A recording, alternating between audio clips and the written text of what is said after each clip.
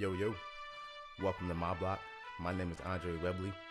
This podcast is a documentation about my life, business, and fitness, as well as giving you all some healthy tips and tricks to help benefit you starting with your body and mind.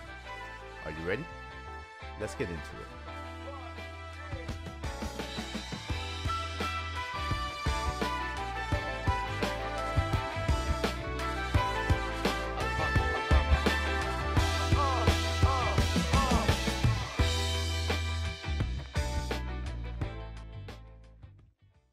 Today we have our special guest. I'm pretty sure you've all already seen him, heard him, and you guys, some of you who've been here for a while, you guys already just know who he is. But I'm going to give an introduction, and I'm going to let him introduce himself. Waiting in that. No, I'm playing. Kill it, do it. Weighing in that undisputed weight of who gives a motherfuck and doing what he needs to do. My guy, Kahli. I said Carly. Hernandez. Right, bro. Get it right. Get it right. Get it tight, man. Get it right and get it tight. I'm trying to this damn thing. I'm playing too much. No, man. It's cool, man. You can do what you gotta do. But what's up, yo? What's fucking cracking? You know, you feel me? Out here. B-boy, yeah, for real. With the spin move. Tight, shit, tight. The real G's, they don't be looking at the camera either. Yeah. Wow. It's funny because every time me and my brother go take pictures, we always do one from the 90s. We ain't gonna look at the camera. We're gonna bend down. Yeah. Gang signs. Yeah. Yeah. Boom. The jibber jabber. You know, my guy Jebediah from the 90s. You feel me? Oh. I mean, hey, Kahli, if you want to go ahead and just introduce yourself to the people so that way they get a formal introduction and know what you're you got a formal introduction. That's what we're doing. All right. Yeah, it is let's go for it. The one and only, the number one artist in the world right now. The motherfucking number one. Artunis, aka K to the Izza, B to the let me stop. It'll be too hot. This podcast will be on fire as soon as you put your headphones on. Your head gonna explode. Right, man. You about to see steam coming out your eyeballs and your nostrils, man. You better take control right now. Straight dead. But yeah, I go by the name Artunis. My name is Kahli Hernandez, and I've been making art for a very long time. And I'm on the up and coming. So if you ain't heard about me yet, you will. That's a guarantee. Factual, bro. Anything you've like seen me wear that you don't see in stores, this guy made it. Bro, you know, even from that little patch, designed that for homeboy. You got the elephant on the back, son. Yeah. I've been making like crazy stuff too. Like I've been making sneakers, bro. This is packaging tape. Mm-hmm. My guy's really doing it out here. Thoroughbred. Who you know that got their own? This is my brand right here. 1X. Oh no! Wait, I didn't. I thought you just. I thought you was gonna bring out regular packaging tape, nigga. Nah, bro. He brought his own packaging tape. This is going on. No, Amazon. Yo, all right, facts. I didn't know they was doing all that. I need to get my own packaging tape. That's tight. That's tight. Like one thing I always thought about doing was you ever seen like the seals, like the wax seals? I'm gonna start messaging like you're talking about the metal joints that you press onto the wax? You can get those, man. Yeah, I know. I've been looking at them. Trust me, I've been looking at them for like the last year. And I got something special coming for a lot of my clients and a lot of people who would subscribe for what I do and everything like that. But I don't want to spoil the real deal. Yeah. That's dope. Yeah, for get a little wax press. I don't even know the name of it, but I know what it is. I know somebody who like when they write letters, they pour the wax on and they have their own little emblem they stamp. I don't know if I can do all that. Yeah, it's fuego. But even the packaging tape, that's a level above what I was even thinking. You was like packaging tape. I'm just like. I have my own little mailers. You know those mailers that they have? I use the free ones now, but the little mailers, they over here. The ones at the post office we have. I've been using theirs now because it's free. Yeah. But at one point, I had my own little mailers too. Uh-huh. I had my own mailers. I sent them out with every order. Yeah. But I was like, you know what? That's not the smart thing to do. You do that. I wasn't at the level I should have been at for doing that. But those are making my way back around when it's official tissue. You know? Yeah, but that's official, bro. Like that's a step ahead of where most people even want to be at. My bad. Yo, party foul. Yeah, right. We can reset. No, I just it is what it is. We can just keep going. But yeah, man, I'm out here just messing up. But yeah, man, it's a step ahead of like where most people even think of even starting. Like I would never even thought of getting my own kind of mailer. You know what I mean? Like I was just thinking about like the stamp. Like here you go. Like you knew it came from me. You know? Yeah. But that's tight though. That's tight. So you know, I want you to explain like how long you've been into your craft, man, and you know, what was your big aha moment? That moment where it was just like, this is what I want to do. I know I have several of them. Like I told you, and you all heard on the podcast before, I have like 3 different moments where it all just literally clicked for me. So you want to dive right into that for us? So we'll start with the first question. I started as a young kid, and most people don't know this. Like, I've always been drawn, but like, my mom says, "Oh, my dad used to draw," blah blah blah. So it's like, I don't know. I guess it's in the family or whatever. But actually, it is because my grandmother, she went to school for art, and I didn't know that till like later on. She went to school for art. She did art therapy, and she used to what you call it? She used to work at a psychiatric ward, and she would do art therapy with the patients. Yeah, and I didn't know that for the longest time. So I'm like, where is all this art stuff coming from? So it was my grandmother, my grandfather. My mom can draw a little bit. My dad can draw a little bit. They're very smart people. It's weird how like growing up now and even just repeating this is like, whoa, I didn't realize how like in depth like the art was ingrained just in the family. Because I'm not the only artist. Like my little sisters, my daughter, she draws her little butt off. She got pictures she's drawing. And I'm just like, yo, this is in my bones. Like, yeah, for real. Like second grade is when I really started drawing. Because I seen this kid, he drew this like Santa Claus. He came out sick. And I was like, bro, I can't draw on Santa Claus like that. Like, so I was like in my back, like, damn, bro, I need to draw better. So that inspired me to like keep drawing. And then it was like, yo, I really like this. So I've been doing it ever since. So it's like, I started out even younger with my mom, just being creative as a kid, kindergarten, blah, blah, blah. And then I just stuck with it because it's like everybody has that creative niche, like thing that they do. And either my dad always said, if you don't use it, you're going to lose it. I'm like, yeah, facts. This is something dope. This is a good pastime. And it helps me, especially with like, I'll say I have a series that I do that's strictly just based off of usually one or a few type of emotions. And every piece that I've done that's like that, they sell. It's weird. It's like, bro, like I was just feeling a type of way and I've tried to put it on the canvas. It's like, I don't know, just as expression, self-expression. And people resonate with that. Like the energy that I put into this, piece of cloth / paint. Like somebody was like, yo, I mess with that. And it's like, oh, okay. Like, I'm glad you do. Tight, son. Yeah, but I don't want to sell it to you. Yeah, like, yeah. No, you want it. It's like, all right, I guess I got to give it up. Like, what am I do? I'm going to just paint everything and then just hold on to look at it myself. Like, no, you can't spread the love, baby. Yeah, you got to spread the love. And I'm just like, all right. So let me just stick with it, Yeah. Because it's been, I don't know.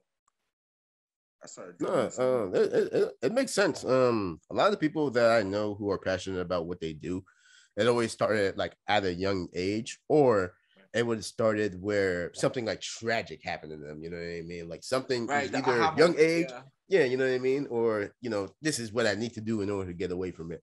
And then unfortunately, there's not a lot of conventions for inner city kids to go out and express themselves.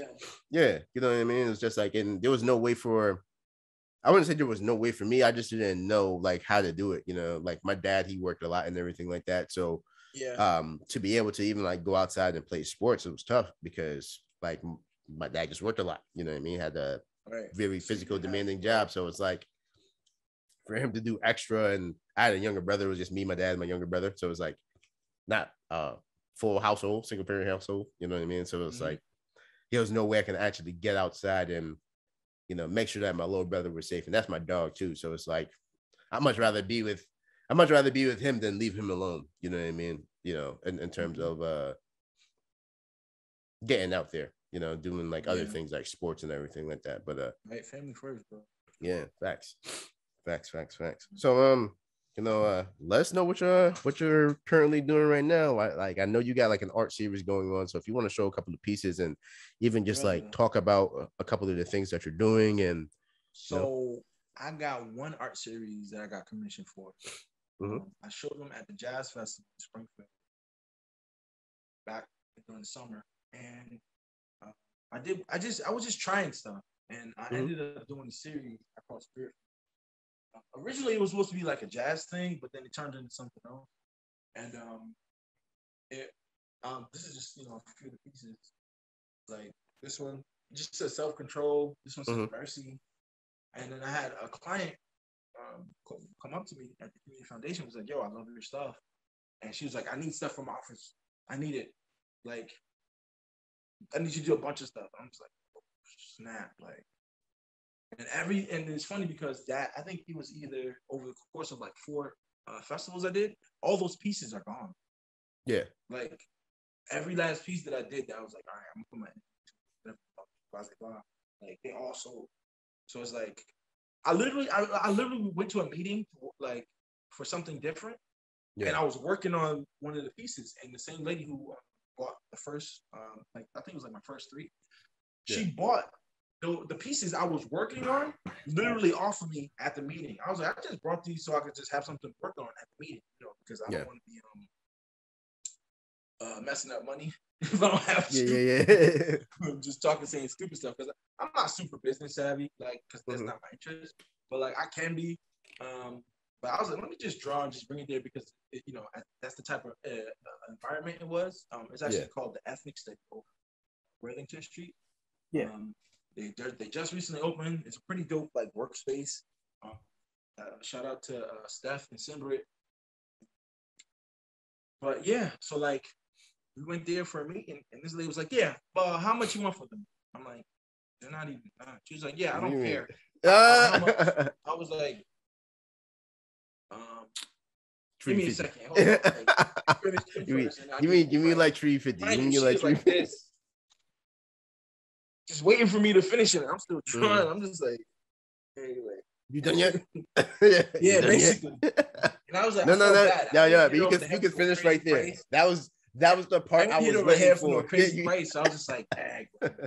No, you done right now. Right, you done right now. For XYZ. She was like, here's the money. Cash out good. And I'm just like, damn. It was weird because like it's like having like a super fan and like I don't know. It's weird. It's just a weird thing to experience. This anything like what celebrities experience? Oh yeah, God, I couldn't imagine. They could be like, sign my shoe. Like, yeah, right. You didn't bring an sign me, like right. I'm not gonna shower for 10 days. Like, all right, like wash this hand again. Goddamn, right. Like, all right. No. Wait till you sneeze into that motherfucker. right. But you, no. You can't even touch your face anymore. No, you're about to get all the cooties in your shit. Like, oh no. Right. I'm just like, yo, like, how do I like? I don't know. It's weird. I'm glad I got a business partner. A lot of times, like the art side of it, it's hard because, like, I know I'm gonna have to make a limited number of stuff and just stop making those. Like, if you got it, you got it. You don't, because the way the art world works is like a limited quantity and just certain particular things that are hot. So I'm like, if this is hot right now with her, like other people, like when I get it in her office, people are gonna see it, then people are gonna want it. And I'm like, nope, I'm done with that series. Like, I literally you gotta catch me on the flip side for something a little bit more expensive. That's it, bro. I'm not doing it. Like a couple of these pieces, I'll probably never do the same style again.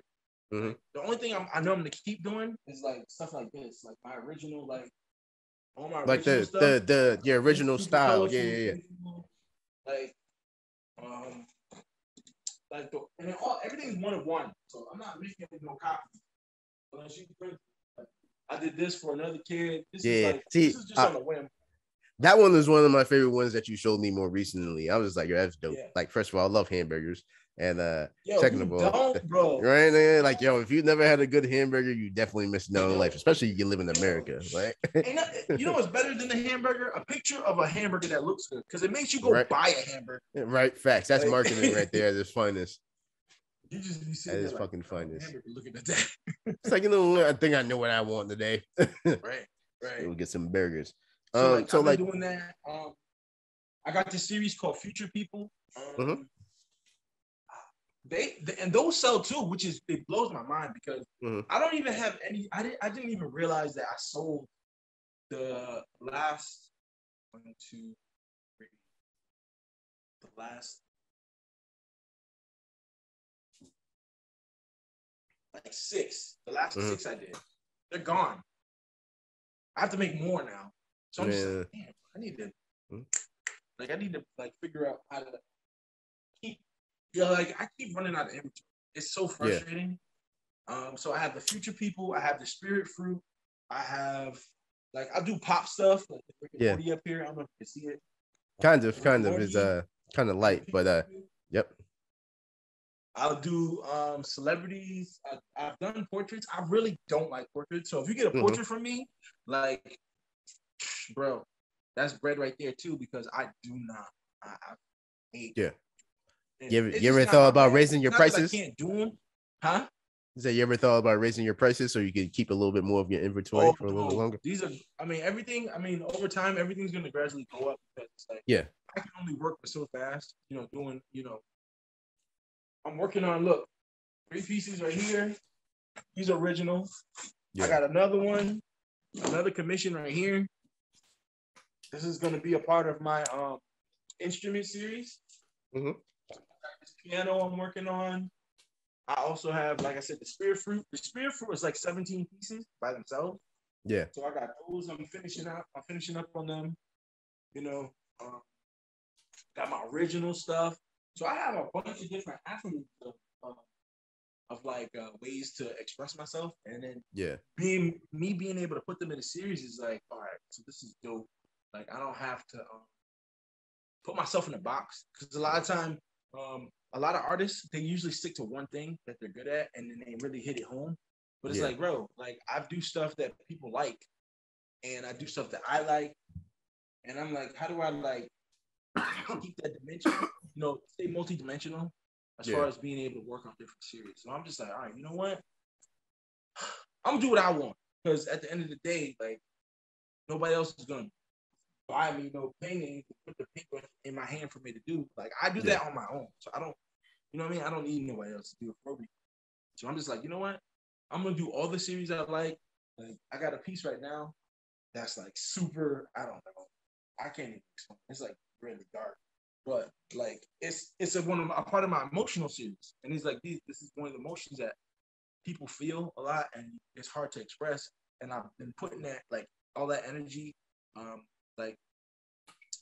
The piece is actually called I can't decide what name, but it's either Carnage or Rage. And I've been working on that. Yeah. And I've only been using blacks and reds. And when it's done, it's gonna be crazy sick. And I'm just like, yo, whoever buys this, something's wrong with you. Nah, there's something wrong with all of us, man. Hey, not just one person. As far as just for that emotional series, and it's bro, I'm really whenever I'm all right, I need to have an energy dump for just for being upset or stressed out. I go to that piece and work on that piece, and it's oh, okay. That's something, you know what I'm saying? If I'm really happy, I'll grab some lighter colors and work on the piece. Or if I do some abstract stuff, I can do that because I have the skill and ability to do it. And I can I don't know, I can make something that sucks look good. I don't know if that's a skill or not, but no, that's so if I have definitely a like skill. something abstract, right? If I do something abstract, I'm like, all right, I can make this work. You know what I'm saying? Like I can just put a bunch of paint on a canvas and be like, it sucks, but I can turn this into something. And I have a series of that. Like I don't want to call it BS, but it's kind of like, bro, like I don't know. And then when people see it, they're like, "Oh, that's professional." I'm like, bro, you don't even know what I did. Like, you're just saying that just to say it. But I'm glad you like it. It looks nice. Like, right, man, I'm just little like, do you know, it's cool. It's fun to do. when you spend a quarter of the time I usually spend on my other projects. Yeah, right. I didn't even use that sign. Oh, it's so elaborate. Yeah, just let's just do something together. And you have, and the only time I really do that is when I have downtime and I don't have any ideas. So like, it's like I said, it's like all about self-expression. So it's like I didn't have any ideas. I wanted to paint. The desire was there. There was no inspiration, but I still put something. Yeah. So, all right, that's a series. Like, and then no, man, facts, man. One thing I've learned with just like in business in general, with anything that you like, there's gonna be like times where I guess you could call them down times, not like downtime where you just like, I'm not doing anything, but like down times where it's just like, man, I ain't got shit to do. I really don't feel like doing a lot. But I know I need to do something. Like for me, it's just like my downtime has been literally over like the last 2-3 months, where it's just like, man, I'm just gonna go to the gym and just fucking thug it. You know what I mean? Whereas just like before, I was just going to the gym because I had clients and everything like that. But now I'm going to the gym because I want to go to the gym and I need to work some shit out, and like, even if I wake up in the morning and I'm just like, I really don't want to go to the gym, but by like 11 o'clock, I'm just like, fuck it, I'm going. You know what I mean? Like, bunch of cute girls there anyways. Like, might as well just go and might as well just go and start lifting weights. Fellas. If you don't want any motivation, that's a good reason. You have to protect your wife there. You telling me, yo, there's a couple baddies in there, bro. That's why I go at like 10 and 11 o'clock. Yo, shout out to you, girl. I'll be here because of you. I mean, hey, look, and you know what's funny? It's almost like even using that as a motivation is good. Say she doesn't come that day, you still went to the gym though. Facts. Big facts. Give me 1 second. For some reason, your gym kind of needed it.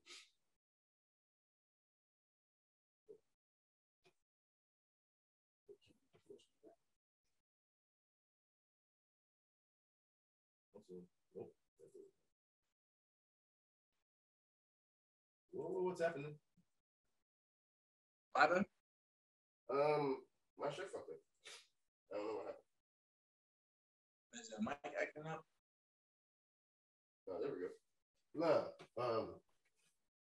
the Zoom froze for some reason. It was still recording and everything, but on my end, it was like you were talking, but you were like still frame. No. I think I was like looking at my phone. But I was well, if you was just looking at your phone, then yeah, that's cool, no. But like, what would you, in terms of like, and by the way, my bad, I'm a little under the weather, you could say, but what would you say was like the biggest difference in between now, with dealing with people and selling your services and your products and your artwork, opposed to like when you first got started? Like, what were some of the hurdles that you went through, some of the, I guess you say, the hardships, and even you could talk a little bit about the success in the beginning and then the success you're having now. I'll break them down one by one if you need me to repeat it. Nah. So we'll tackle that. So like starting out, it's funny because I was in like 3rd or 4th grade. I used to draw pictures. Oh, well, hold on.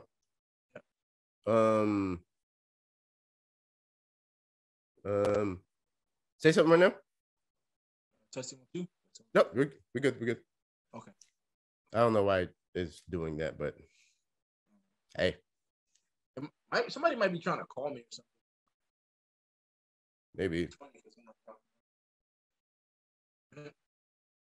But yeah, So when I started out young. It's funny because I was like the art always sold itself, so I never really needed to push it. So like I used to sell little cute pictures I used to draw for people for like $1. Like I drew something real cute. This girl liked, and she was like, "Oh, I'll give you $1 for it." I was like, "All right, cool." Pack of Skittles right there, baby. I didn't think nothing. I was like, "All right, cool." And like when I don't even know the first. What was I selling? I think I was like the next time I really was like I can sell art was I've always been able to sell it though, which is weird. I never really thought about that. Good question. Like I've always been able to sell my pieces, but I never had the mechanics of like I was at a festival or I was in like I never was able to produce a lot of work and be in front of people. So that's probably the biggest change is like I have the confidence to be able to be in front of people, like drawing something on the spot. Shout out to Matt for that. Matt Livermore, very cool dude. He's a fellow artist, and he kind of put me on to like doing art in front of people, like live. Like just you grab some chalk, bang out some pieces on the wall, like see how and people watching you. It kills that anxiety, the fear. Because I used to have like stage fright. I used to never be able to like be in front of people and like speak. Yeah. Mind you, I'm not the best reader in the world, but like if you put me in front of people, a group of people, and I have to read something like verbatim, my brain goes like this. Scrambles and shit like that. They'd be like, we going to the place with the thing and read the paper. Like I'm nervous, I can't read it. My dyslexia is kicking in. Right.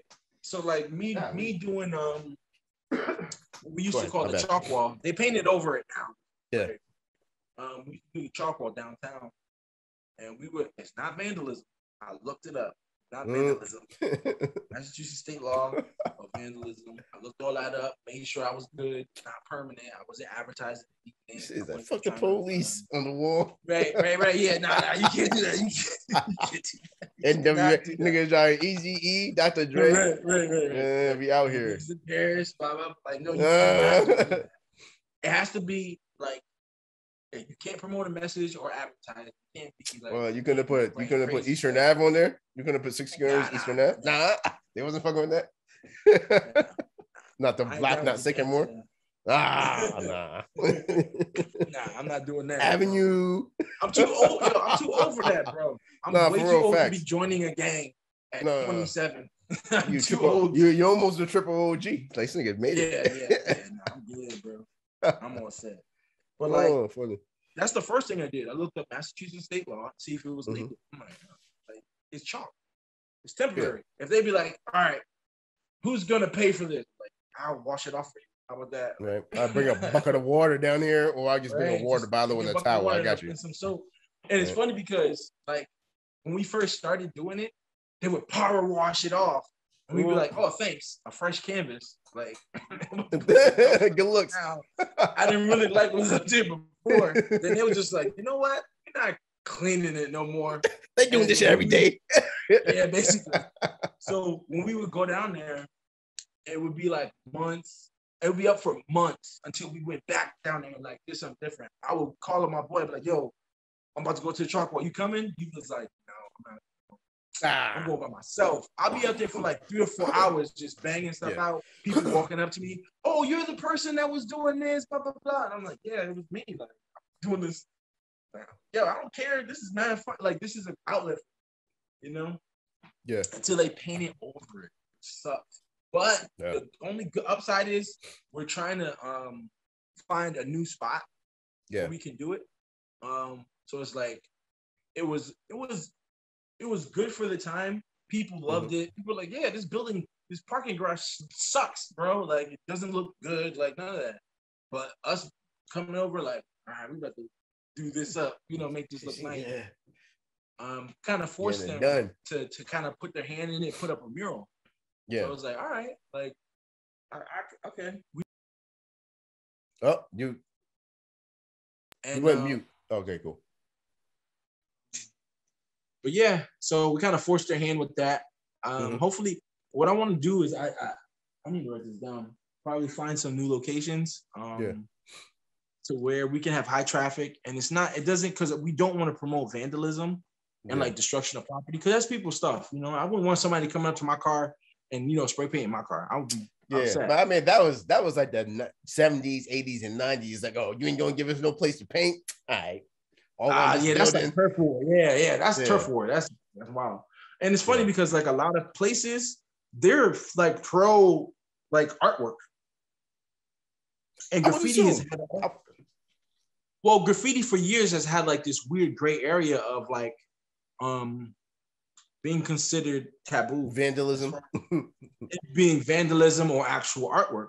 Because if you take that same picture and you put it up in a gallery somewhere, then it's a masterpiece. You know what I'm saying? Yeah, so it's like I'm pretty sure we've all seen like train carts with like mad graffiti on them. And I'm like, yo, some of this shit is tight. Even like if you're going down like the Boston, bro, and like you see some of the highways and some of the walls on the highways, they're all like tied up with graffiti. I'm just like, yo, this shit is tight, you know? Right. So. And it's like as soon as you take that off of that wall and put it inside of a museum or you put it inside of a art space, then it becomes art. So it's like, wait, so if it's on this wall, it's a problem. And I get the issue of it being somebody's property, blah, blah, blah.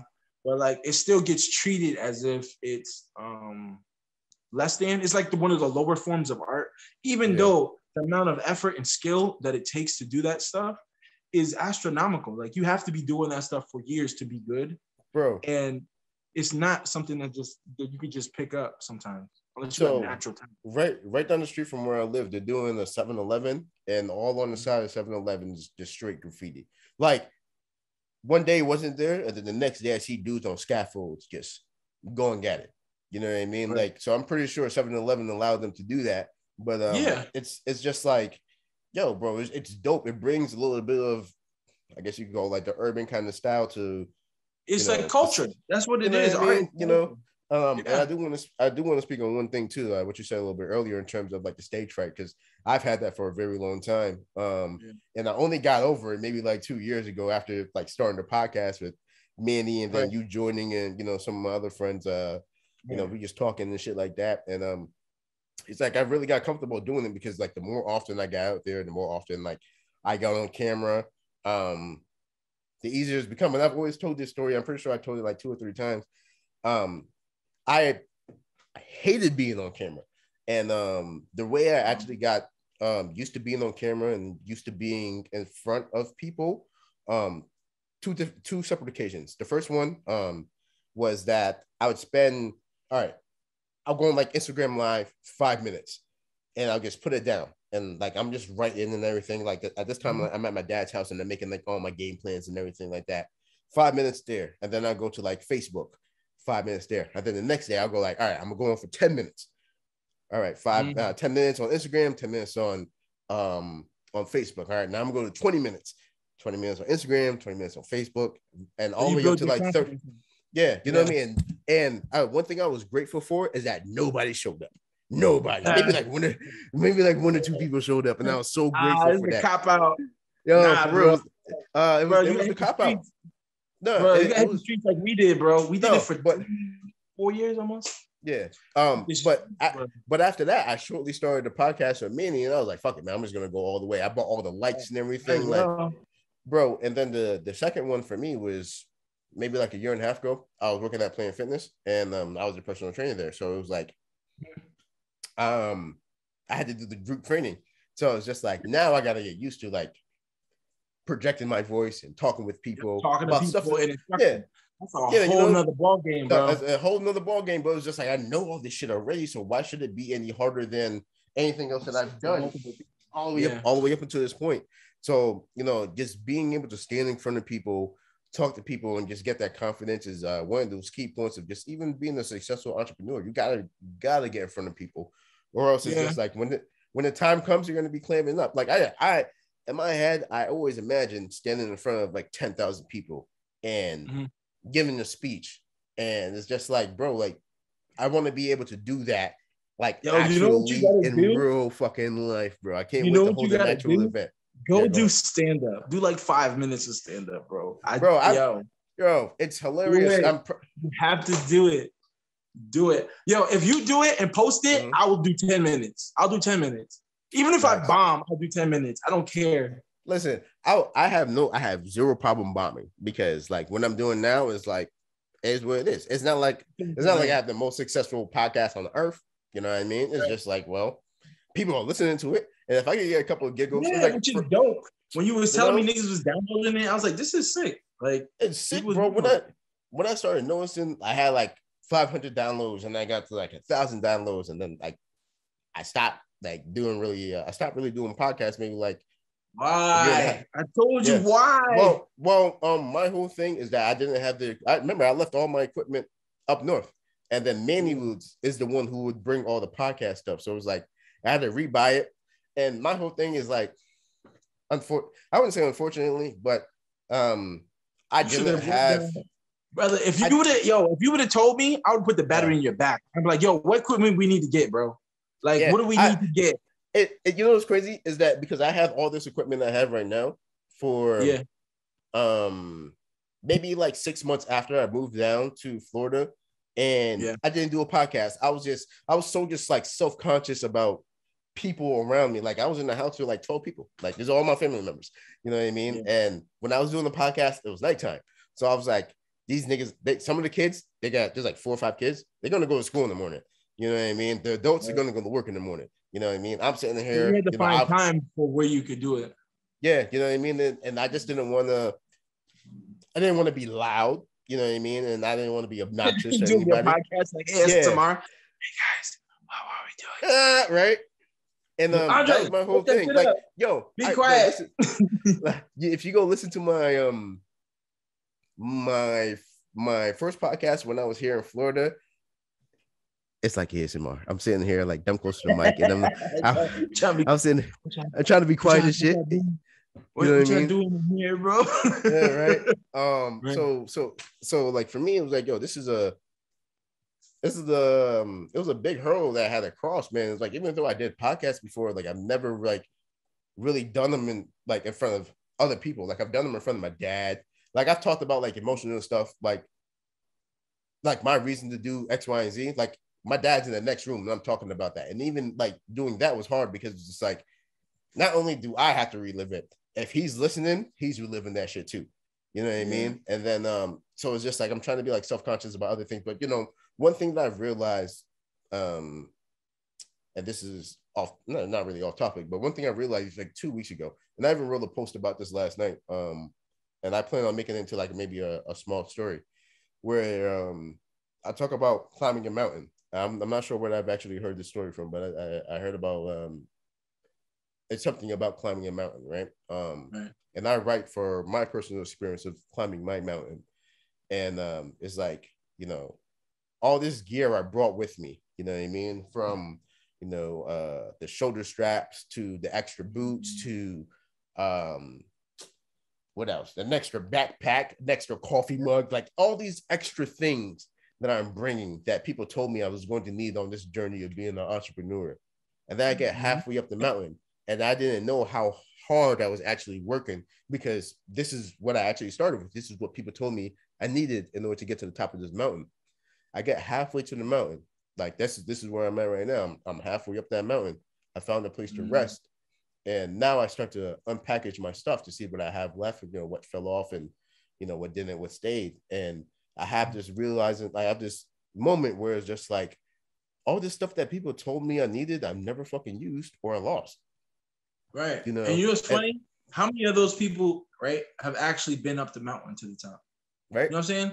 Like people will tell you, oh, you need to do this, you need to do that. Okay, so what have you done? Like, I need to know that first off rip, because I don't want to waste my time listening to somebody who's going to give me useless information. Mind you, like, I understand the intent. The intent is perfectly fine, but you can also do damage with good intent. So it's like, if they're telling you, make sure you bring a suitcase full of blah, blah, blah. Like, brother, if you climbing a mountain and you got a suitcase rolling behind you, that's just going to make everything harder off rip. Yeah, bro.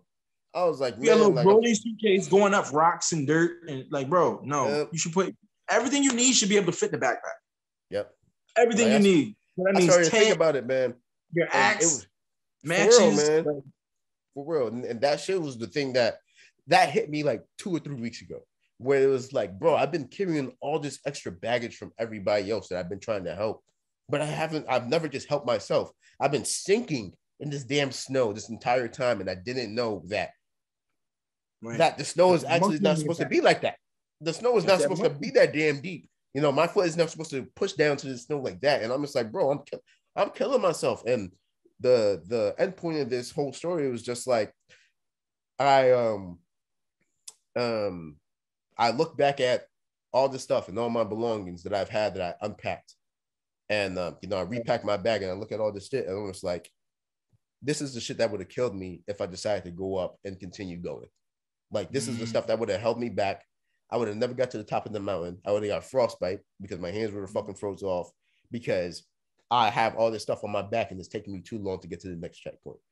So it's like, once I started to let go of all this baggage, off my shoulders, off my back, I'm just like, man, like, I feel really fucking good. And this is why I've just been thugging the inside of the gym, because it's like, I finally have that chance to feel normal again. No, it's fine. It's like, I got the chance to fucking feel normal again. You know what I mean? It was just like, I'm only going to care about me, and right. That's what really inspired me to actually start doing the podcast again. Like, sorry y'all, but I have like maybe 4 episodes that I did not release and I've had from July, and I haven't put out another podcast since. Bro, stop playing. Yeah, that's what I'm saying. I have 4 episodes already lined up from July that I didn't even put out. But we're gonna take a small break, and then we're gonna actually get back. So now I actually start with where we just ended off at. We're back, and we're getting ready to continue. I'm not gonna lie, I definitely forgot about the last thing I was talking about, but forgive me if I do remember. As I'm editing this, climbing that mountain. Oh, well, yeah, climbing that mountain. All right, cool. But as I'm getting ready to leave, and I'm looking back, and I'm like, oh, this is all the stuff that people were telling me, I should have brought. And I'm just like, well, shit. And I don't need none of it. You know what I mean? Like, I've been climbing this. I've climbed already halfway up this mountain, and I've only used 100% of the stuff that I needed to use, and the other stuff that I unpacked, I didn't use at all. You know what I mean? Like, it's not like an extra. More frustrating. Yeah. Figuring out, like, picking something out and be like, bro, I didn't even need this. Like, I spent money on this. Like, I even need this. Yep. There's nothing worse than that, because it's like, it's a lesson. It's a lesson, because then next time, like, I was making mac and cheese last week, and I didn't mess up, but I know what I need now for the next time. You know what I'm saying? So, like, those mess ups and hiccups, like, all right, I make sure I got to grab extra eggs, make sure I grab this, make sure I put my seasoning in the egg before I start to pour the layers on. Make sure I cook it for a little bit and stir it around so I can get the cheese to mix and blah blah blah. Like, those are the small things I know I need to fix. So like, you having extra stuff is like, all right, let me let me not bring birthday candles. Like, I don't need birthday candles. Matches. Like, I don't need this extra I don't know, folder full of, I don't know, Gucci old boots. paperwork. I probably don't need that. Like, I need them Gucci boots on this mountain. Man, you don't need no Gucci boots, bro. Don't do it unless they made for it. You know what I'm saying? Yeah. Like, I don't need my tennis shoes, bro. It's a mountain. It's gonna get cold. Yeah. Like, and it's funny because this kind of goes back to, like, a lot of stuff. Like, this is a sidebar. I'm gonna go off on a tangent. Yeah, go for it. Like, how, like, society's lost touch with, like, how hard it actually is to live in this world, because, like, like, if you think about the weather alone, imagine if you didn't have a house to go to and it's a thunderstorm. Like, tough life, bro. You know how hard life is. So hard. Like, we got it so good. It's just I'm just saying in the sense of, like, what we have access to, like, bro. Yeah. If you was hiking and you didn't have, a cell phone, that North Face. Yeah. Bro, if you didn't have that North Face and the people stitching it, if they didn't do that, with the sewing machine they had. Like, your clothes would rip. You would get wet if you didn't have that certain plastic that repels the water. Like, all of that, bro, hike, you don't have the proper wear, yo, you're going to feel it, you know? Yeah, definitely. And I was definitely feeling that shit after, like, hindsight is 2020. So I was like, when I actually started unpacking my luggage and everything, you know, in terms of like the last 2-3 weeks, it's been like a weight off my shoulders and my back. I was just like, damn, I didn't know, like, I knew I had this here, but I didn't know how much I needed it, how much I didn't need it. Because I talked to my brother about this, and we always make jokes, like we'll just crack on each other and everything about like the shit that we've been through. We'll just talk about it, you know what I mean? And whether one of us gets upset or not, but it's the truth, you know what I mean? Like, you let yourself do this, and you know, and yeah, man. But listen, I'm here, nigga. I'll let you know when you fucking up. You know what I mean?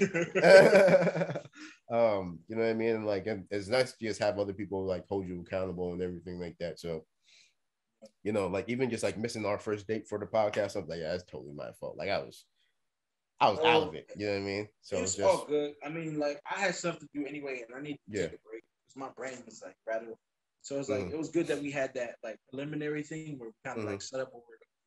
So like it wasn't like it wasn't super bad. Like I didn't miss anything. So I mean, you just like it's good to be adaptive versus to be concrete on certain things. Like that's something like I don't have to like really gripe about. Like nobody lost money. Like it is what it is. Yeah, it wasn't no like big stakes. Like if it was like, yo, bro, it should go on time. It's not like we both lost $100,000 because niggas was tired. Like we both just lost $100K. Yeah, that shit would make me sick waking up. Like you would wake up doing some shit, well, not doing some shit, and forget that you need to do something. I've had that occasion several times. I was like, I just literally joked out of my sleep and like, oh, I'm late as fuck. I don't gotta look at the time. I don't gotta look at the time. I know I'm late. Your body knows. Yep. Damn. So yeah, well, you needed that sleep, buddy. Like, nigga, fuck you. Like, I need to get up. That's what I need to do. Yeah, that's what I need. Yeah, but time don't wait for nobody. Nope, it doesn't, bro. And that's one thing that I literally just started picking up on. Man, it's just like, man, I didn't need all the extra bullshit I was dealing with, like, with even just like family members. You know what I mean? Like, I'm a personal trainer. Everybody knows that, right? And everybody wants to lose weight. You know, I got parents that are kind of big. My dad's always been working out. I'm not really concerned about him. But I got my mom, I got my cousins, I got other siblings. Yo, I had a dream about your dad, bro. I had a dream about your dad. And I was just, it's like, I saw him in passing somewhere. And I was like, yo, what's up? I gave him a little pat. He was like, hey. And I just fucking kept doing whatever I was doing. I don't know. Maybe I could go by the house or something. No, man, I'm sorry. You're always welcome by. You know what I mean? You're always welcome by the house. Yeah. And yeah, go for it, man. You know, he's always talking shit, and it's just like for me and him. We've discussed this plenty of times, and I'm pretty sure like this is just another sidebar. We can even discuss this as well as another topic. Is you know, certain friends and certain people that you would have around you 5 years ago is not just going to be the same people that you have around you now. Like me and my brother always talk about this. It was just like one of our friends, and I'm sorry if you're listening, but actually I'm not really sorry if you're listening. Hopefully just like get you in gear so you could actually do what you need to do, because like fuck the bullshit. Like I've always just been really blunt and really honest. So it's more or less like the same shit about climbing the mountain. A lot of you niggas is telling me to bring a lot of this shit up the mountain, but a lot of you motherfuckers didn't even take the first step. A lot of you niggas didn't even do your research to be like, yo, this is what you need to do. You watched other motherfuckers climb this mountain and been like, yeah, you know me. Let me give him some advice because I've seen somebody else do this. Give me 1 second. I'm gonna dive right back into that. Yeah, gotta get this shit off the screen. But it's more like my brother really into like video editing and streaming and everything like that. And some of his friends would try to give him advice on what he should do and what he should play and how he should edit his videos. And I'm just like, you know why my brother comes to me all the time when he's editing videos? Is because I fucking edit videos. Point blank and simple. He don't go to you because you don't edit. Like he doesn't need ideas from you. He's plenty smart enough. Like We'll sit here. You've been in the house. Me, you, Akeem, we sitting there. We just cracking jokes for hours for nothing. You know what I mean? We'll literally just be seeing some shit. It could be like this, the smallest thing. Somebody could trip and be like, "Yeah, nigga, I seen that." you would have been flattened. Best, you know what I mean? That's So it's like you're taking the advice from people who haven't done what you're trying to do, or who haven't even been where you want to be at. Like you haven't even. I would respect somebody more who started something in my field and then been like, you know what, this is not for me. But these are a couple of tips and tricks that I've learned, you know, in between me starting and stopping. You know what I mean? Like though I'm not where you're at, but I do admire where you're at. A little bit of information. You know, it's like it's like, yo, this is the shit that made me quit, bro. Like, and I'm trying to I'd much appreciate that opposed to somebody being like, yeah, man, keep going. This, that, and other. I'm like, no, I'd much rather you tell me why you're not doing this. You know what I mean? Like, oh well, nah, I don't got the time to like. So why the fuck are you sitting around telling me to do X, Y, and Z? And why are you telling me to like? Why you want to sit down and like edit my videos with me? And if you're not even editing into this, my thing is just like, yo, you giving me all this energy, but it's not the right. Yeah, like I appreciate you encouraging me, but you're not helping me get where I need to go. You're literally holding me back. So I don't need to talk to you right now. Fact. You're literally the worst person to talk to because you're just wasting my time. Like if I'm working on something by myself and I'm stumbling through it, and making progress, that's different than somebody being in your ear and be like, I think you should do this. I think you should do that. And it has nothing to do with where I'm going. So I'm just literally going in a circle because you're talking to me, like, bro. I can't. Yeah, it doesn't make any sense. Like you're really not even, like you said, you're not even helping me. Like you're doing everything else everybody else is giving me recommendations to do, and there's none of the shit that people giving me recommendations to do is actually helping, but it's paying the bills. You're not paying any of my bills, so like, you know, like if they were, then I would be like, yeah, I'll listen to that. Yeah, you know what I mean. If you put me onto some shit and what you said worked the first time, and I'm just like, all right, cool. But it's like where my disconnect is with most people is that they look at other people and then try to tell me how I should run my shit.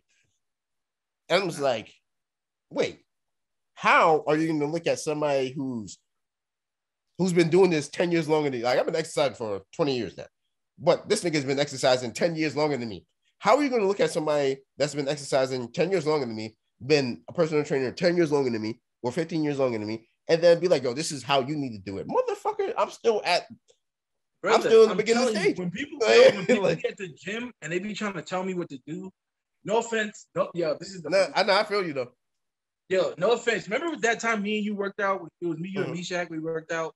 And then Meshach was saying all this shit to me. I'm like, bro. Hey, yo, bro, do you know?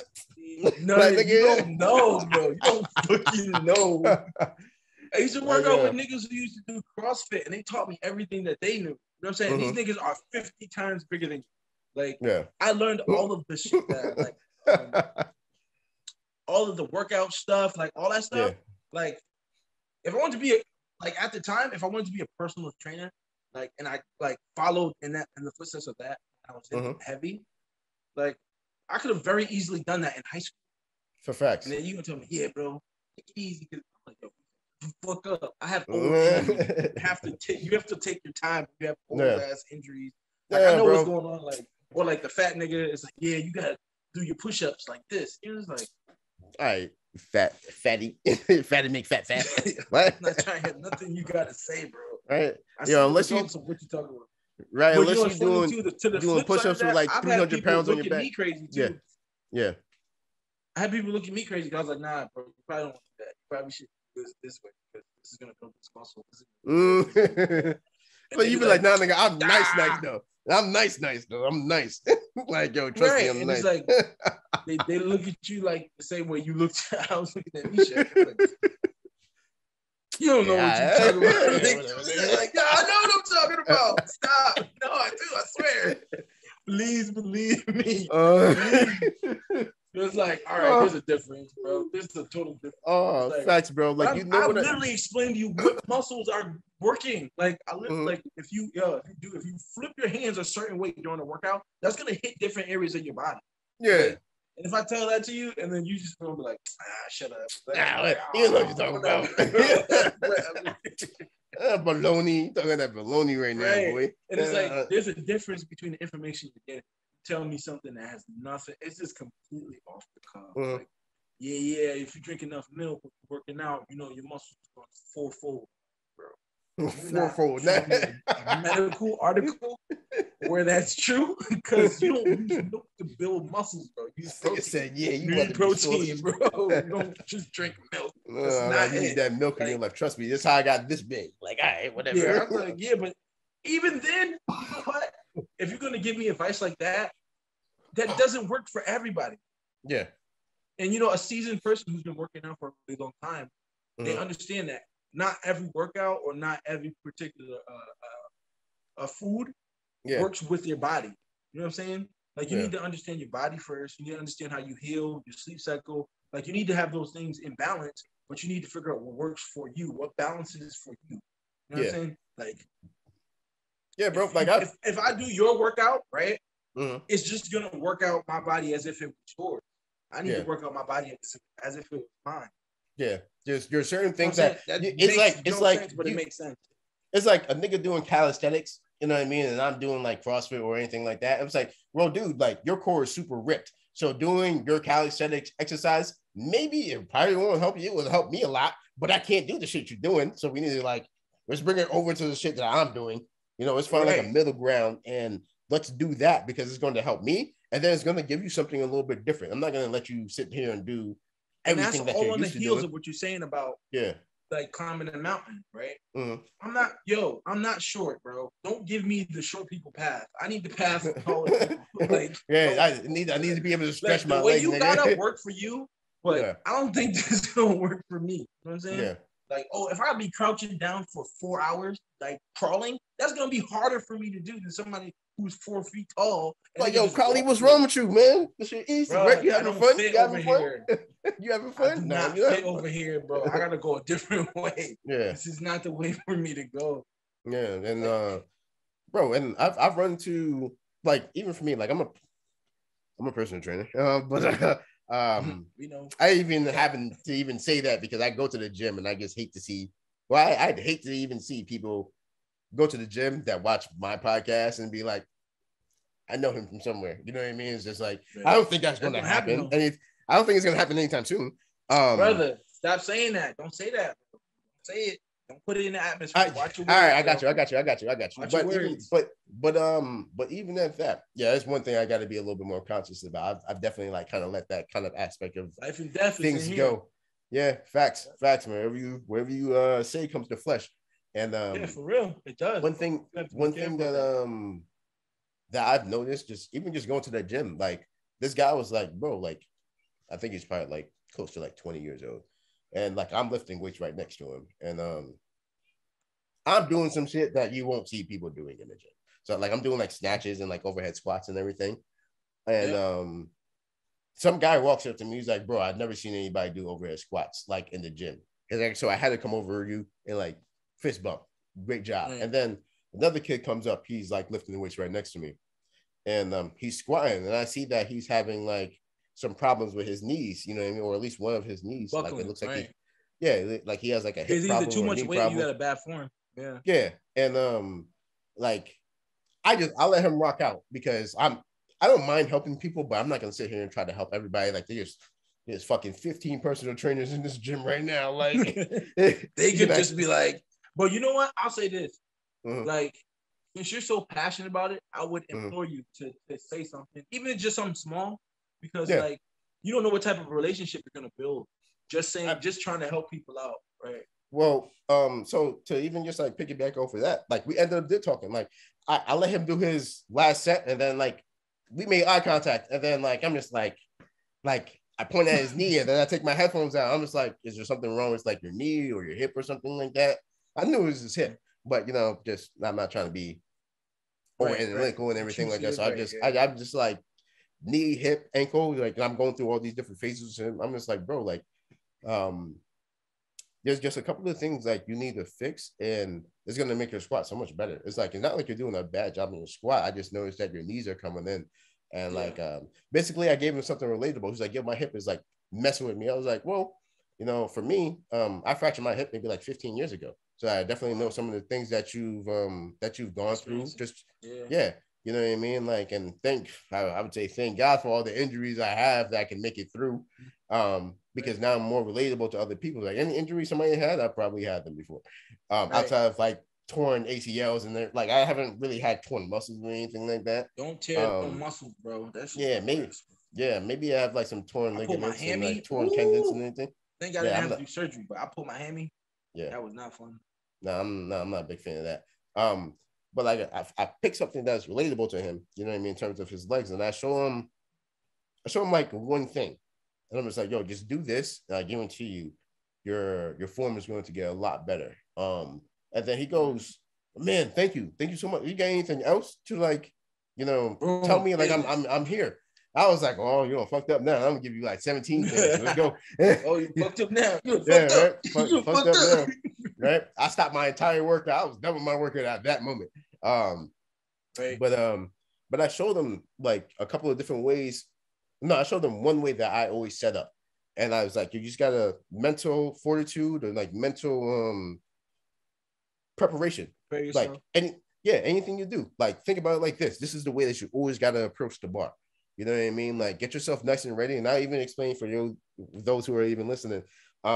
Because I always tell people if you cannot explain, especially personal trainers, if you cannot explain the exercise that you're doing without having to show somebody, then you need to get better at doing that because clearly there's a disconnect and you're going to suck at something. You know what I mean? Because it'll be like you're how tall? 6'1", 6'2"? I'm 6 feet and 3/4 of an inch, but 6'1", right? It works. So I'm like 5'4", 5'5", bro, like on a good day. And it's just like Kahli showing me how to squat is going to look so different than somebody who's my size showing me how to squat. Right. And there's certain things that I will relate to that, you know, that I could get from Kahli, but there's probably going to be a lot more things on this side where that this you guy can is get for somebody who's suitable, right? Yeah, but if Kahli knows, like I had a very good coach. Shout out to Stefan. I had a very good coach. Big white dude, like 6'2", 6'3", probably like 275. Strongest dude in the gym. Awesome. Could do everything everybody else could do. You know what I mean? Whether you're light, whether you're heavy, wherever the case may be. And he was like, he was able to explain things without even having to show me. He was like, all right, so, you know, when you get into the bar, and this is literally what I said to the kid, and this is not referencing Stefan at all, but this is where I've gotten the ideas from. It's like, you know, when you get to the bar, right, what you want to do, you like grip the bar, right, nice and strong. When you get under it, you're going to press your shoulders up, and you're going to feel like you're almost getting ready to do like a push press. But you want to create that cushion in the back of your neck and where your traps are at. So that's where the bar is going to rest. It's not sitting on your spine. Yeah, so it's not sitting on your spine, so you have that nice cushion, so you don't have to use the pad. And one thing you also want to think about too is like if I was to like stick a penny in your back and in between your shoulder blades, you want to kind of like pinch that. Though it may not say like that the entire time where you're squatting, you do have a mental note of where you need to be at, especially when the shit starts to get heavy. Your body position, right? Yeah, you know what I mean? Like you know that you need to stay like this in order to hit this lift, or you need to stay as close as possible to this. And I go like, yo, listen, just other things you just need to do with your knees and your feet. And I showed them, I was like, yo, listen, just pretend you had like 2 cinder blocks on your feet and you couldn't move your feet, but the only thing you could do in order to stand up was just move your knees outward, not inward, outward. And he did that. I said, like, take your belt off and lower the weight. You know what I mean? Put one plate on there, go back to your warm-up weight. And then he did that. He was like, yo, this feels completely different. Completely different. I was like, yeah, you see, like I've been exercising for like a long time, 20 years. And I'm just like, there's a lot of things like I picked up on, you know, naturally. That's why I'm able to give you all these stuff. But I was always the guy in the corner of the gym being like, you see, what's his nigga name? He's like hiding behind the tree. He's like this. That meme with the black dude in the suit. It's like a yellow suit or something. Yeah, he's like, yeah. Like, yeah. That was me. That's me in the gym. Like, what this nigga doing? All right, I'll do that shit when he not here. That shit next week workout, bro. I'm here. I'm here. Right. I'm here an hour early before he get here, so he don't think that I'm copying this thing. I'm just like, yeah, bro, I see you. But I be seeing other people copying exercises I be doing. Like, just one girl, she's hot. I wouldn't say it like that, but I mean, I guess I already did. I guess I already did. Single, you can say it, right? I mean, I already did say it, but I'm just like, man, she's cute. You know what I mean? But yeah. Other than that, man, I'm just like, man, I know you see me doing that shit yesterday. Like, I know you see, like, ain't nobody else doing that shit. That is hilarious. Yo, that's funny to me to say that. Like, when you have people trail you, like, after you go to a machine, then you go like 10 machines over, and then they start working on the same exact machine. Then you go to another machine, they start working the same. You like, bro, just come up to me and ask me to work out. I'll work out with you. I don't got no problem. And then every time I go to the gym with like me and my cousin, like we always be the loudest. Like it just be like we be having a good time. Everybody there,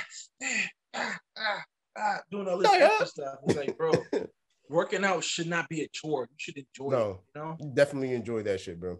Right, definitely. And even the kid, he was just like, man, like, yo, I really do appreciate that. It's like, you know, because I go to the gym. I go in the gym in the same hoodie, right? I got this made in a hoodie. And fire.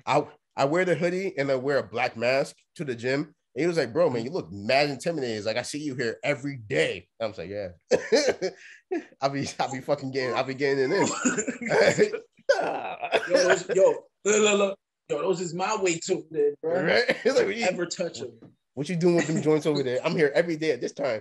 You already know. Anything above 75 pounds, you're not supposed to be touching. Right. But leave my shit alone, right?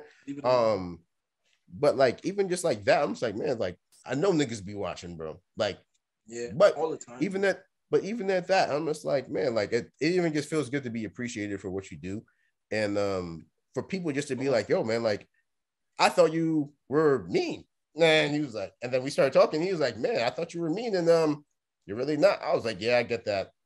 I get that, bro. The first time I met Annie.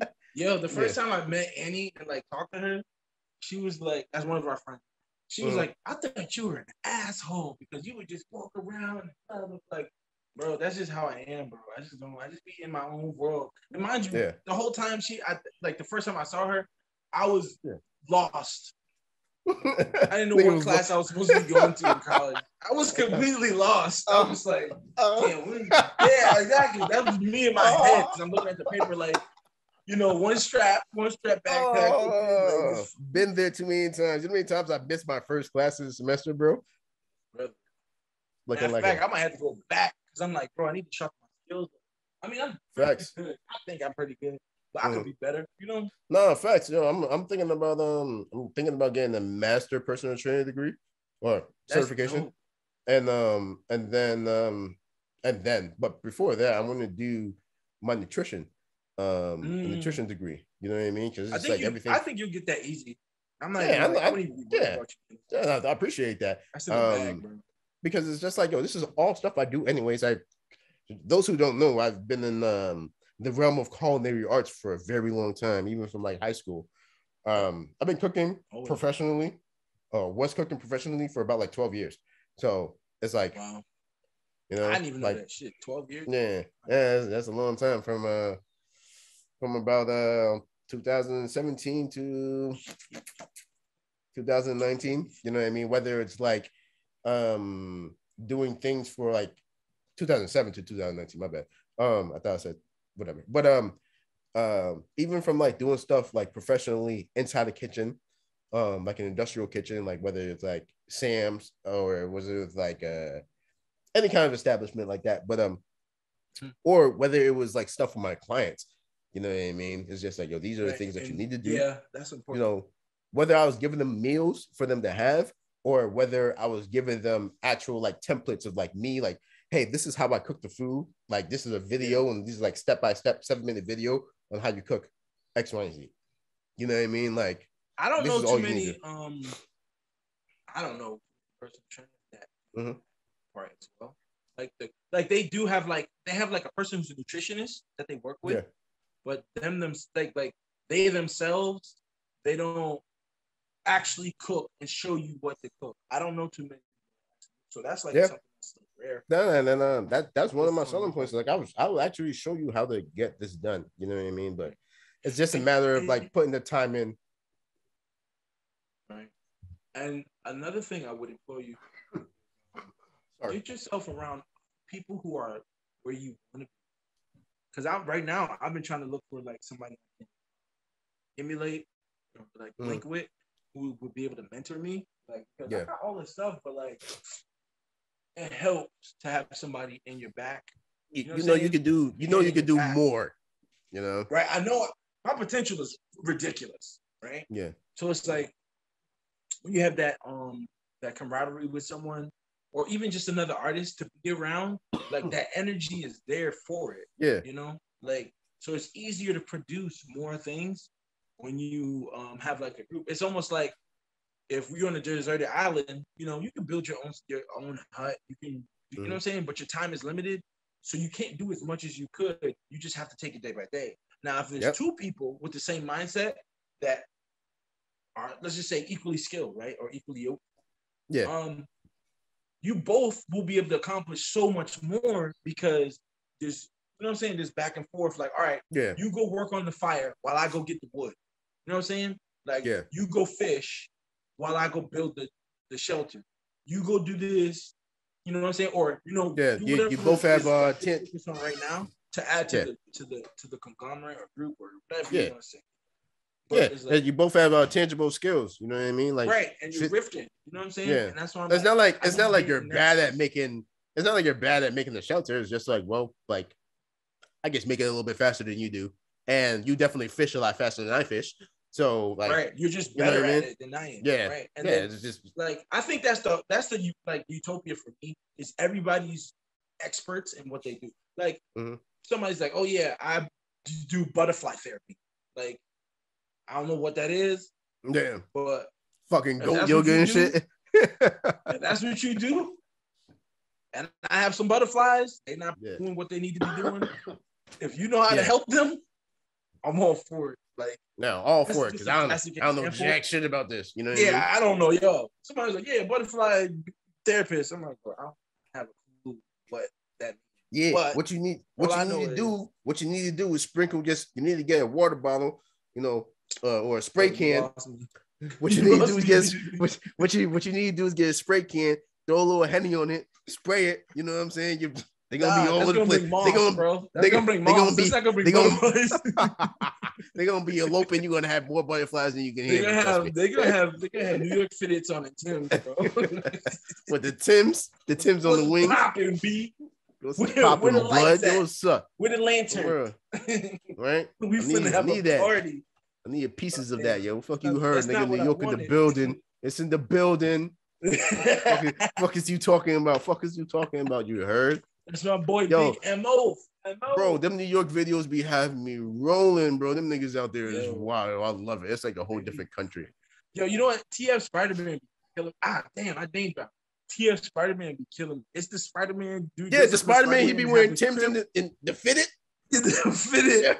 It's like, fucking, we out here, we drinking Henny, nigga. I was like, this nigga is wild, bro. Nigga drinking Henny through the mask. I was like, yo. Parties and stuff. Oh, he's like, yeah, man, I guess, bro. Bro, do you hear his origin story? Funny origin story.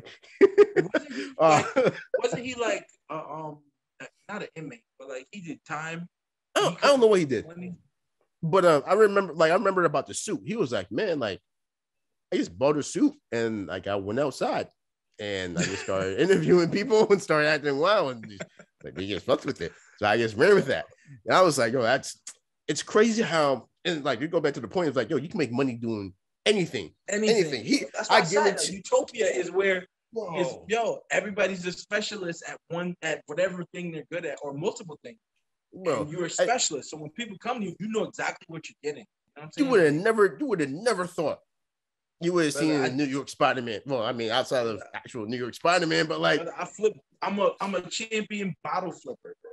I don't know what you need that for, but you got it, bro. Like, right? Like, yeah, for you to come to like see you flip bottles, and I do it with glass.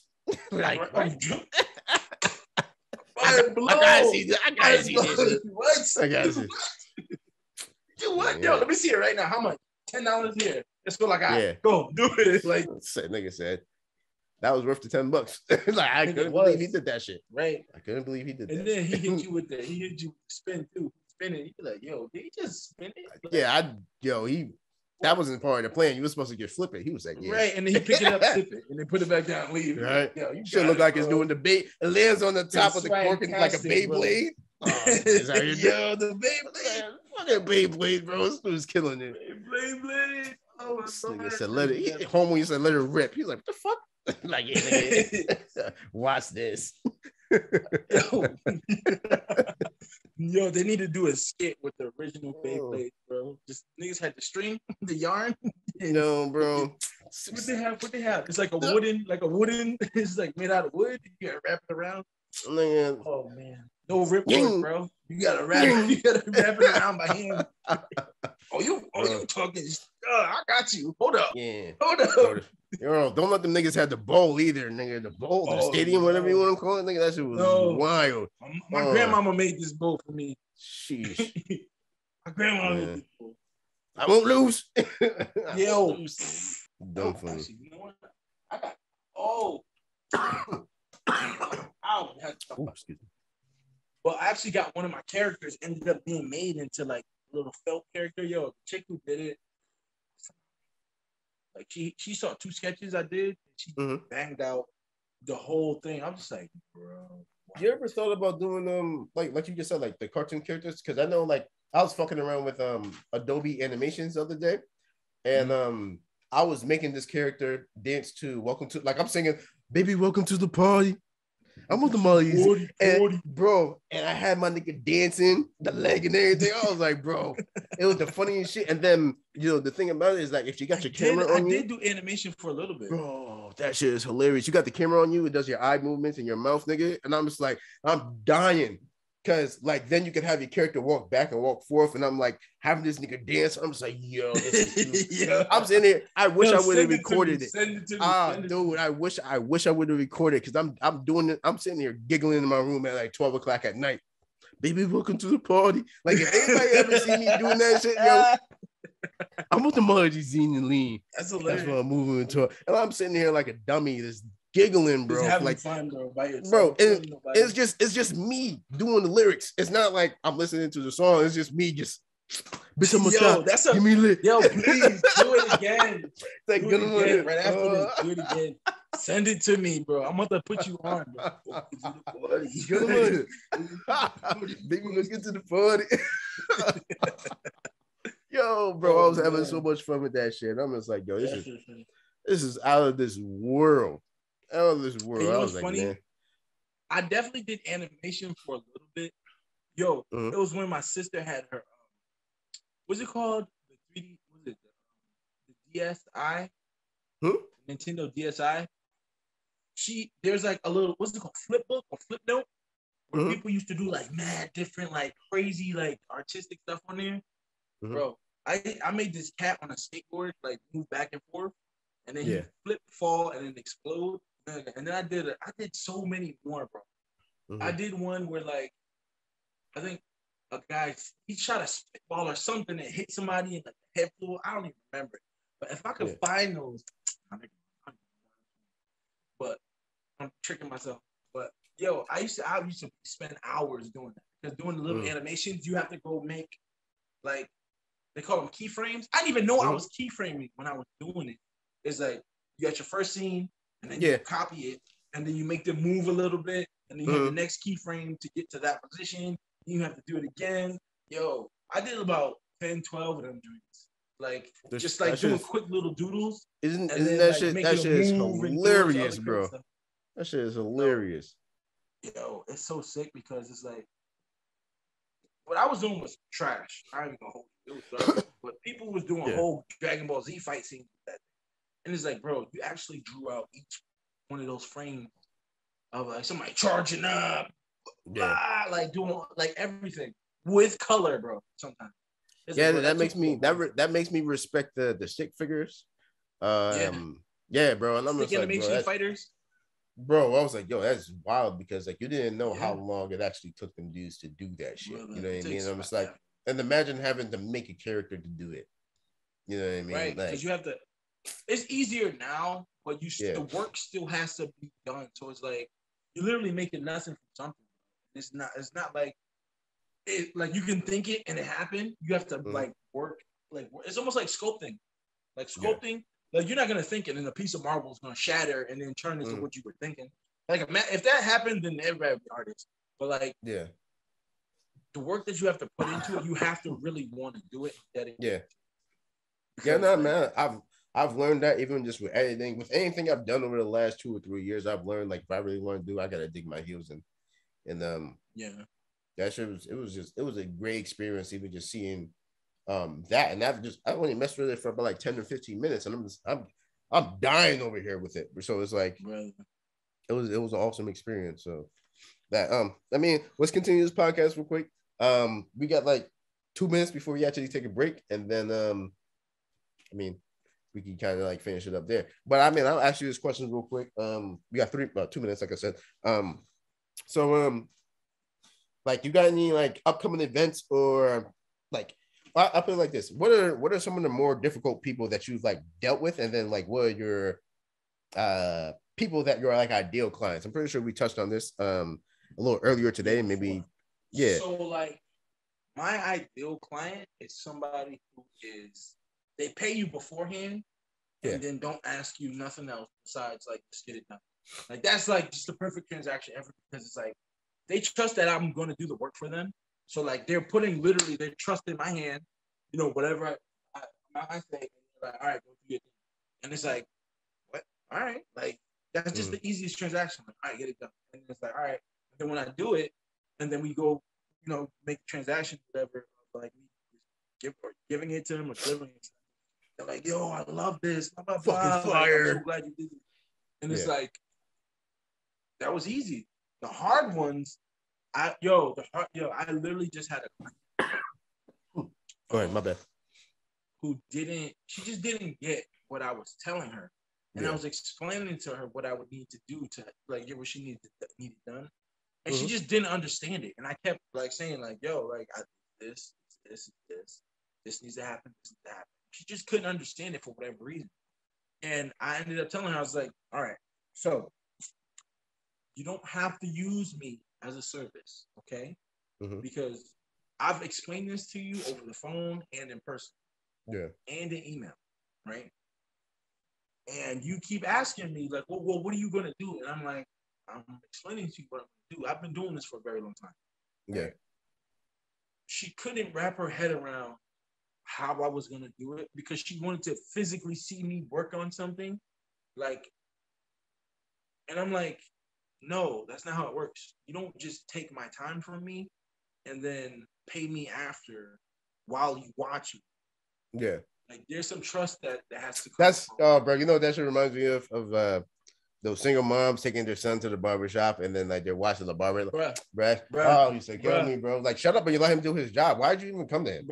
Why'd you like it was the most painstaking conversation I've ever had to have with a client.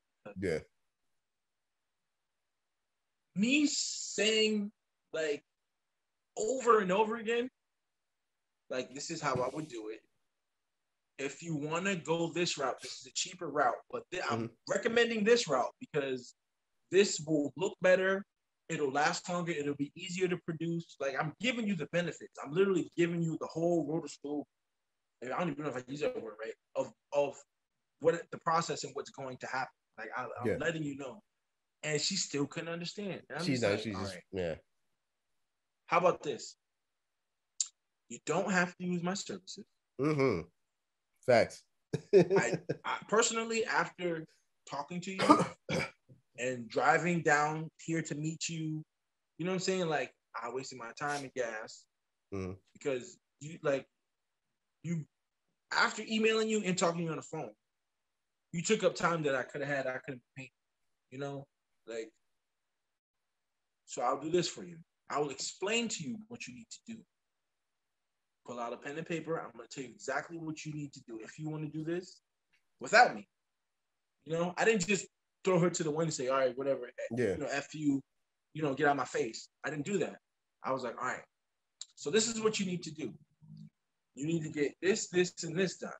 You need this, and this done. Well, why don't I? They're gonna tell you the same exact thing I'm telling you. They're gonna charge you more if you don't bring your own stuff. You don't bring your own t-shirt. They're gonna charge you more if you don't bring a hoodie. So I suggest you go on these websites, X, Y, and Z, and grab them yourself. No, I'm not giving you the websites where I get my stuff because that's no. You have to do the research. All right, you do it. You put the research in yourself. I'll give you every other thing else besides. Right, I'm not giving you my resources. You know. Right, I'm not giving you my resources. So this is what you need to do. Get your shirts, bring them to this person or this person. You have two options. You are going to pay this amount if they do this for you. I'm telling you what you're gonna pay, what they're gonna charge you. I charge less than, you know what I'm saying? Because I'm not established. You know what I'm saying? I'm not paying rent in the building. You know what I'm saying? I can work outside of my home. This is what you need to do. Bring the shirts to them. They're gonna charge you X, Y, and Z. Tell them this. I literally gave her what to say, what they're gonna charge about, like everything. But she was like, "Well, why don't I just get you to do it?" I said, "You don't want me to do it because I'm going to charge you on the leg because of how difficult you've been." Yeah. And she's like, "Yeah, people said I'm difficult." I said, "Yes." No shit. Not listening. No shit. And she and at the end of the conversation, she was like, "Well, if you do it for me, you know, blah blah blah." I'm like, "Well, I'm not gonna do it." She was like, "Well," I was like, "You expect me to bring my stuff here and work in front of you?" She was like, "Yeah." I was like, "No, that's not how that works." It's like I would charge you an extra $1,000. Right, I would charge you because, and the thing was, I was giving her a deal on top of everything. Like even after all the difficulties, right? Yep. I still was giving her a deal because I was like, "Yo, if you want me to," she gave me a horrible image. Mind you, it wasn't the best image in the world. I was like, "All right, so you need to, if you want this image right here on the shirt, you need to, you know, you need to print it out better in a better filing format than this because this is just gonna pixelate." And then she was like, "Oh, okay. Let me write that down." I was like, "Bro, listen to me. Format it differently." And she couldn't wrap her head around what I was telling her. I was like, "All right, literally go to the file, save it." But then she was like, but she wanted me to recreate the image, but she didn't want me to. Because I'm like, if I recreate that image, it's going to be different, but it's going to be the same. Like, it's going to be an accurate representation of what you want. But, you know, it's just not going to have as much color. And mind you, Andre, it looked like I wouldn't disrespect the fiber. It looked like somebody scribbled a football with lightning bolts coming out the back of it, and then colored around it in paint on the computer. She was, "Yeah, I made it myself." I'm like, "Yeah, I can tell." Yeah, that's not gonna work for the program I use because it's gonna outline all these colors. It's gonna outline this. You know what I'm saying? Even if I took the raw image, right, and slapped on a shirt, it's gonna pixelate because of how bad. You know what I'm saying? That's like drawing a picture on, you ever see those walls with mad graffiti? Yeah. And it's like taking a pencil and then drawing over it. And then be like, "Yeah, I want the image I drew on it." You're like, "What? I don't see it." Like, it's in a smorgasbord of other people's stuff mixed with yours. Like, I can't really see what's going on. But it's right there. I'm like, I see it now, but like, there's no way for me to like use that. Yeah, to do it. And it was a waste of time more so than anything. Time is valuable. So it's like, I understand the importance of time. I can't get that back. I can always make more money. I can always meet different people. I can always gain opportunities. Yeah. But as far as like some dealing with people, don't deal with people who just waste your time. That was literally the worst. I was like, it was just bad. And mind you, I could have avoided her, but I figured, let me just help her. You know what I'm saying? Give her, throw her a bone because she actually wanted, and I wanted to help her. You know? Yeah. No, man, I think that's in like human nature that want to help people, and it's just like, some of us got a shorter fuse than others because I've definitely ran into the issue where it's just like same thing you're talking about. It's like, I'm telling you, this is how you need to do it, but like you're fighting me to do it. It's like you wouldn't have come to me specifically if you would have found something better, because if you found something better, you would not be here. And like point blank period. You know what I mean? Like I shouldn't have to explain further than that. typically look for the best deal that we can get, and you stumbled upon me. And then I'm telling you everything that I do, everything that I can do, and everything that I will do. And you're like, well, Right. it sounds good, but I need you to do it right in front of me. And like, But for I you, need more. like for you, I need more. I'm just saying, just like, bro, I that's a can't give taste you of more. what I have to deal with, like in person. You know what I mean? It's just like, well, I have to actually show up in person and be there with the person and, you know, show them X, Y, and Z. So, right, you know, and it's rough because it's like I'm really trying to help you, and you're just making it hard. Yeah, you know? You're making me really not want to do this. It's like, oh no, my shirt is caught in this door. All right, let me open it. No, don't open it. You're gonna rip That's my the shirt. only way your shirt is gonna get out the door. What are you talking about? Yeah. No, try to roll down the window first. No, because I know, like, if you open the door, your shirt will get unstuck. It's in the door, not the window. Yeah, I'm like, but that has nothing to do with what I'm saying or what your problem. No. Hey, I figured it out. Get the scissors. Mm-hmm. For what? I'm gonna cut my shirt. You don't have to cut your shirt. The door is unlocked. I'm looking at it. Like, why is you like? You know what? Some people you just can't help. That's just what Facts. Like, as much as you say, dude, you can't really. You can't help everybody. Just help on that thought though, just give me 1 second. We're gonna spin into the last topic, or final thoughts of the show, and we're actually gonna wrap this up. All right, man. So we're back, and we're gonna give our final thoughts on the show. What did you think about the podcast?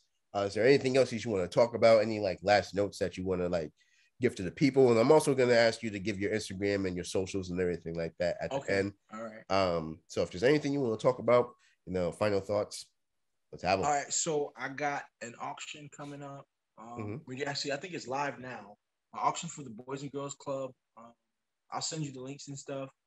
We're doing an auction for a piece that I did for the Indie Soul Festival, and a large portion of the proceeds are going to the Boys and Girls Club for the art, to help with the art program and stuff like that. And it's up on. It's going to be link. It is on the Love Art Collective, and it's a collective that me and my partner are working on to get other artists and in opportunities and situations that they normally wouldn't on their own.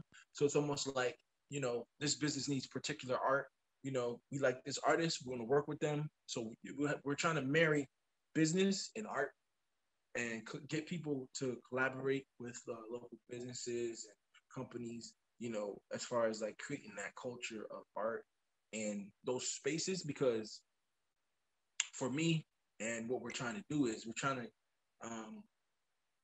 get artists to think more about business and, you know, being able to make a livelihood off of it, kind of like how I'm working towards as well. So I'm like pretty much the premier pioneer for this collective, and we're just using whatever resources we have available, you know, mass culture, Valley Arts, all those different resources that we have in Springfield that we're trying to work with and collaborate with to get artists out and about, because a lot of people who are artists kind of hold it to themselves and don't show the world, you know, what they have, and don't think anything of it because they're just painting, you know. And we also are working with youth to try to get them to be business savvy as well as artistically.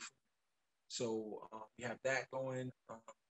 I'm on a trial right now with Make It Springfield to do paint classes. They want me to do 2 a month. I think they wanted me to do every week. So it's like 4 classes a week. But I was like, you know what? Let's do a trial and we'll do 2 in a month. Yeah. So I just did my first class last week. It was arts and jazz. It was a jazz piece I did. And I had people come in. It was a wonderful class, great atmosphere, great people. We did a little jazz piece. I had them express themselves.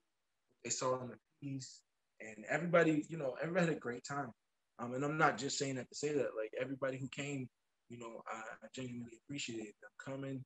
They had a blast. You know, we were laughing, hollering. I also have a couple commissions I'm doing right now. So I am a working artist who take commissions. So if you want anything done, you know, go look on my IG page.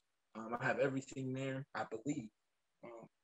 If you want to plug in your IG right now, do that. Yeah, and I'll also throw it at the bottom of the screen. At Artunis 365 on Instagram.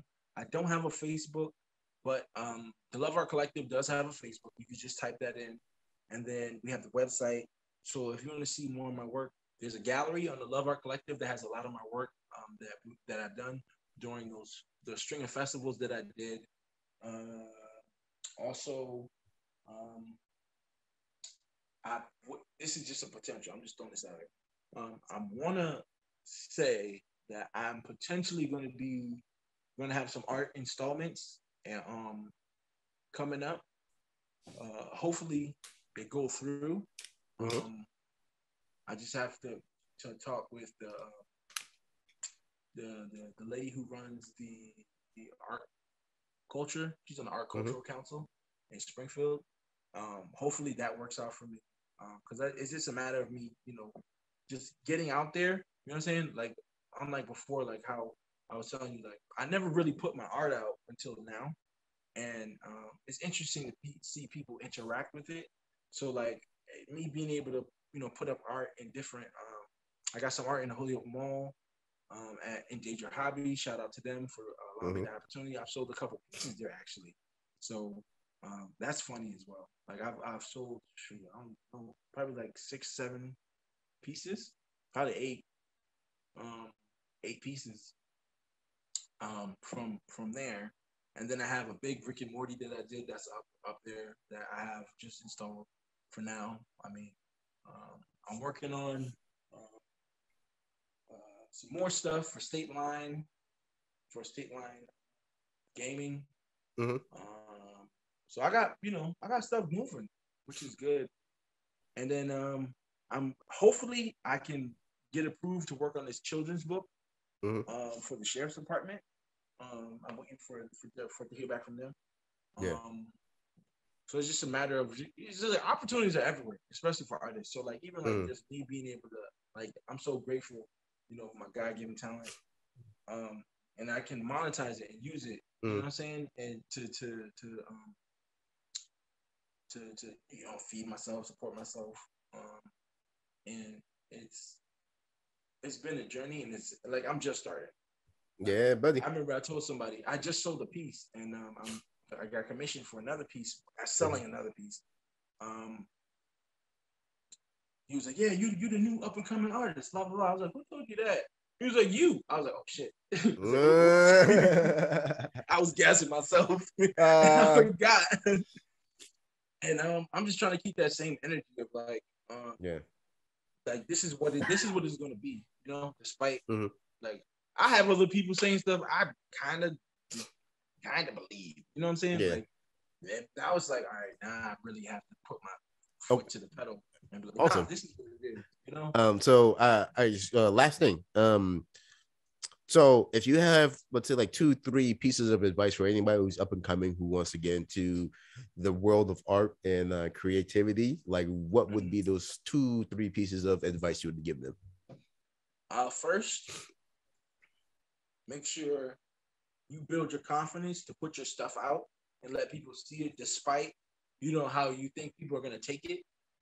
Good art speaks for itself, and art is all subjective. So everybody doesn't have to like your stuff. Like I have people who I'll show this to them. It's they ain't fucking with it. Yeah. They're not right. They're not. But then I show them something like this. I show them something like this, and they're blown away because that's what actually happened. You know what I'm saying? Yeah, that's nice. I got the trumpet. This is actually a commission I did for my buddy I went to high school with. He plays. I actually did a saxophone too for my boy who plays the saxophone. I gave it to him for his birthday. I need one. Hey, hold on. I need one.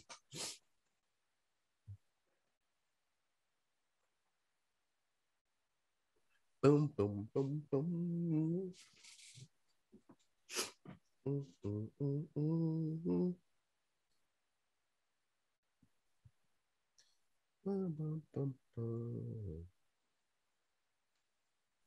did the saxophone. This is the second one I've done. So I seen that one. The first one is wonderful. This one does look. It's just a similar position, but they don't look like. This is the second. I might have seen the other one than the one you got on the On Love the Collective, site, yeah, Love the Art one I Collective, got on yeah. the site is completely different.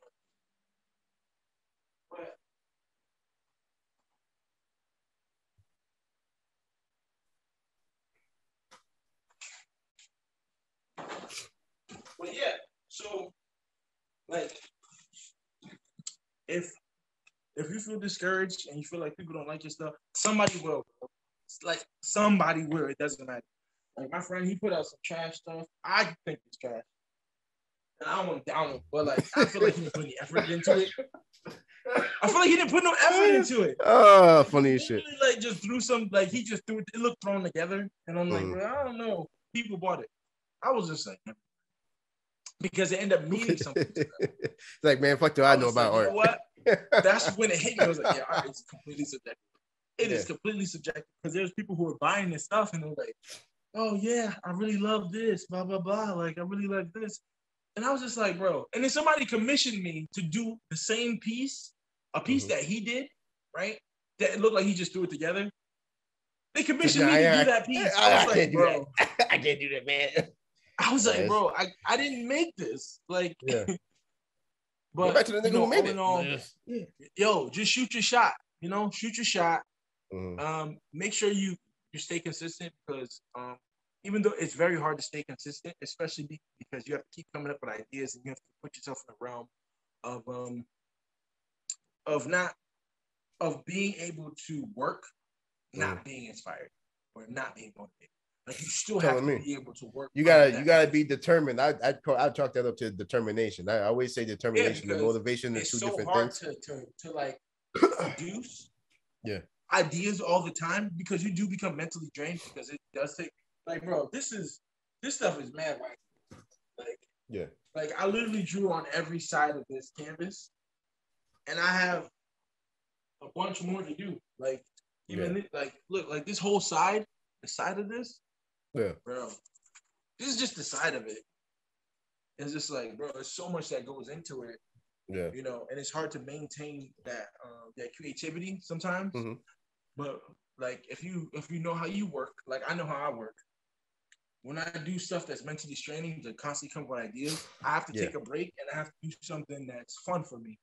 So I can get back into putting that energy into like or do an emotional piece. You know what I'm saying? That's why I have so many different types of styles and stuff because I know how I operate. And that's another piece of advice. You know how you operate. Like your best work, all of your best work should be posted. People should see that first because they're going to associate you with that. So make sure you have all your best work in front at all times. Anything after that, after you get big, then you can kind of take your foot off the pedal. But I would say never do that. But just keep your foot on their damn throats, baby. Yeah, basically. But just for your own sanity, just do what you're good at because like you don't know how to do anything else, right? Or not to say you don't know how to, but if this is what you want to commit to, go all in.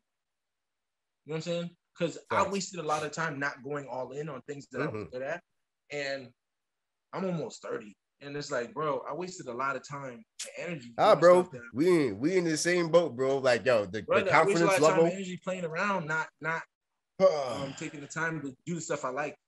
You know? Yeah, so it's like, Feel you on that 100%. I don't want to be working at a factory forever, and I can't. Like, I literally will be homeless. If I'd rather be homeless than do that. So facts, man. Big facts. You're talking. Let me you're get speaking, on this bandwagon choir, and try and actually make an effort towards like doing stuff that I know I'm good at. You know, like right now, I've been having this back and forth with myself. Like, bro, I gotta get back into the drums. Like, I have to.